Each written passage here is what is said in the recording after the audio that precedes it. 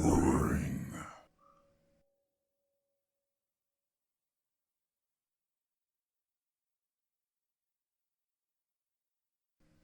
Bogrock rolled his head from side to side with a series of loud cracks, shot out his arms and gave a few practice swings of his beloved spiky mace. The tribe had gathered around the two of them, hollering and hooting like wild apes after a kill. Only the shaman was quiet, staring balefully right down at him from behind a mask of blue-woad paint. His challenger, Gracker the Spear, was springing up and down in the mud on his long, nasty-clawed feet. He was taller than Bokrog, rangy in the arms, all gristle and sinew, with no good eating on him. Probably weighed about half as much as him too, especially with the basher armour covering Bogrock's body from head to toe. But his opponent was younger, full of the fire of confidence, and he had a mad toothy grin that Bokrog did not like one bit.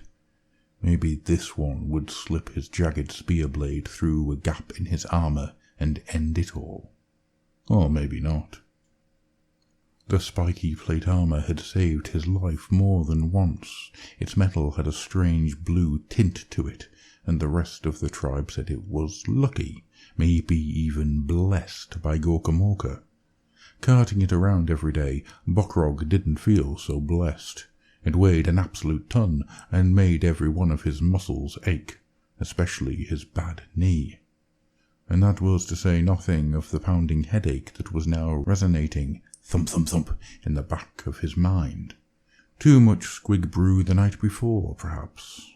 Or maybe he was just getting old. The lanky git came for him, spear outstretched. Bokrog snorted in contempt as he parried. He went in to snap the polearm in half, but the spear looped around, avoiding his crushing mace as quick as a snake. The tip shot out and struck him in the gap between chestplate and big-jawed mask. Took a chunk of his throat, too. He felt blood trickle into the pit of his collarbone. If Bogrock hadn't twisted at the last moment, it would have gone right through him. Let the youth get a few hits in. Let him get overconfident. Then the mace would do its work.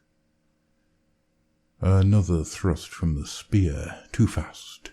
This one clanged off his helm, making his ears ring. Bokrog muscled forward, knee aching in protest, then swung out his mace with a roar of outrage.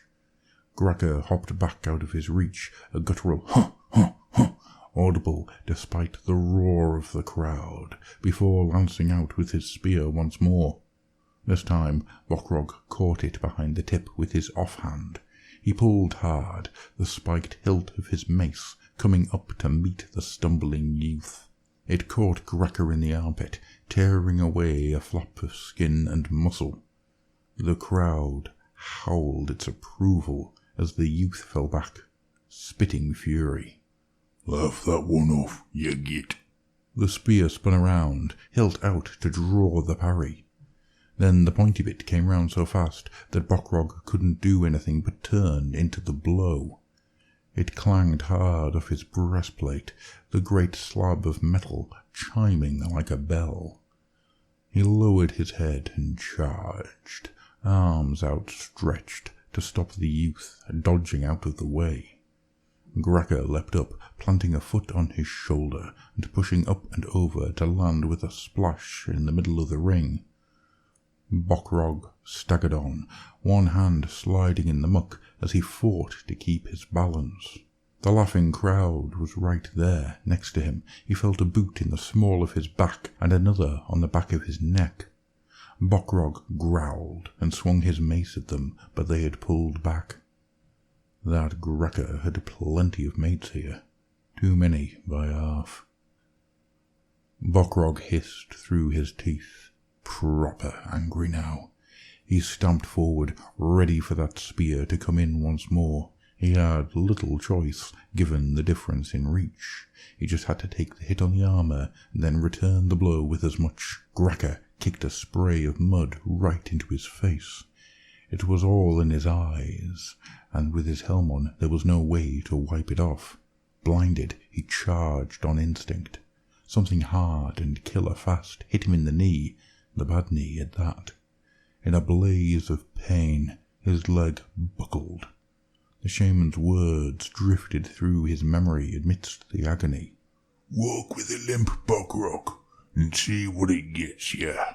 He felt a hard kick to his throat, opening the wound there, and he went over in the mud. Too heavy to get up. It felt like he'd swallowed his own tongue. Then a burst of pain shot through his chin, the top of that deadly spear pushing in to gouge at his face. Bockrog roared in indignation as the nasty, jagged blade levered off his mask. He somehow got to his knees, wiping away the muck from his eyes, just in time to see the silhouette of Gregor bringing down his spear like a club. Thwack! Then only darkness. It was twilight when Bockrog came to his senses.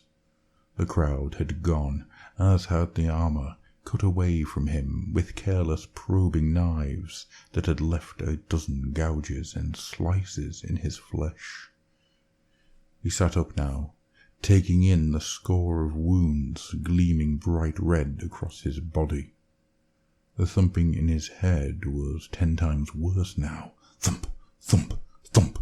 But weirdly, it didn't hurt. Neither did his wounds. Quite the opposite, in fact. His blood fizzed, making him feel strangely energized as he got to his feet. The breeze felt clean on his exposed skin, invigorating even. The shaman was still there, staring balefully. "You feel it," he croaked. "The thumping sound. It not sound, it feeling." Something clicked in Bockrog's mind. Above the shaman, the clouds were being blown by a hard wind. One of them looked a bit like a charging boar rider, slowly pushing its way through wall upon wall of thick white clouds. No, not a boar rider.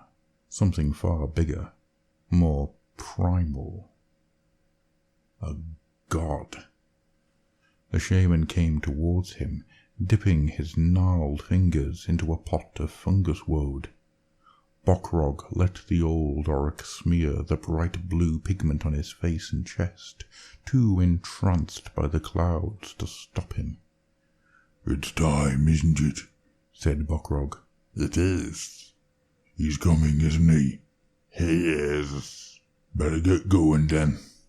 Bockrog shucked off the last of his armour straps, picked up a decent-sized bone from the detritus at the edge of the camp, and set off towards the thumping sound in his head.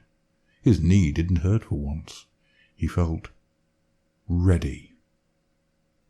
"Better add," said the shaman, absently, staring up at the clouds.